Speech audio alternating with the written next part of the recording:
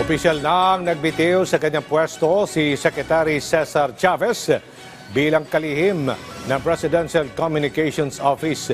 Si Kenneth Pasyente sa sentro ng balita. Nagbitiw sa pwesto bilang Acting Secretary ng Presidential Communications Office o PCO si Cesar Chavez.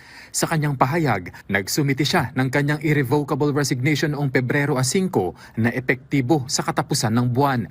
Sa kanyang pag-alis sa pwesto, isa raw sa kanyang pinanghihinayangan na hindi anya lubos na natugunan ang mga bagay na inaasahan sa kanya. Bilang isang dating mamamahayag, binigyang diin ni Chavez na kailangan niyang ipahayag ang totoong dahilan ng kanyang pagbibitiw sa pwesto. Binigyang diin niya na mula nang siya ay magsilbi sa administrasyon, palagi anya siyang naglilingkod sa pinakamahusay na pamamaraan. At ngayon, aalis daw siya ng may sigasig at pasasalamat at pag-asa para sa mas maliwanag na kinabukasan ng bansa.